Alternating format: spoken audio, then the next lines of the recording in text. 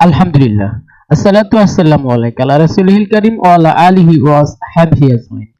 প্রিয় ইবতেদায়ী প্রথম শ্রেণীর শিক্ষার্থীরা, আজকে আমরা হাজির হয়েছি আপনাদের পাঠ্য বইয়ের ৬০ নম্বর পৃষ্ঠা এবং ২৭ নম্বর পাঠ। এখানে শব্দ দেওয়া আছে, বাংলা অর্থ দেওয়া আছে এবং সেই শব্দগুলোর অর্থ চিহ্ন সহকারে এখানে আছে। প্রথমটা কি লেখা আছে আমরা ক্রমপর্যায়ে পড়ে যাই। প্রথমত লেখা আছে রসুন। রসুন মানে মাথা। ওজনুন মানে কান। আনফুন মানে নাক। সিন্নুন মানে দাঁত।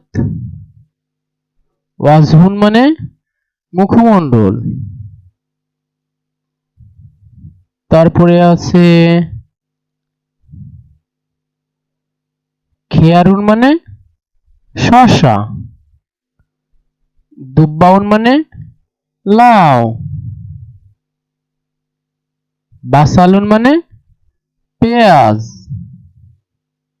সুমুন মানে রসুন।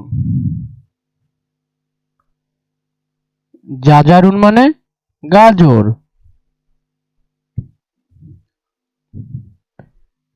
তারপরে আছে মাশরিকুন মানে পূর্ব। মাগরিবুন মানে পশ্চিম। শিমালুন মানে উত্তর। জুনুবুন মানে দক্ষিণ। তারপরে আছে খিমারুন মানে ওড়না। শিরওয়ালুন পায়জামা। খুফফুন মোজা। হিজাউন জুতা। জয়তুন তেল। গুরফাতুন কক্ষ। বাইতুন ঘর।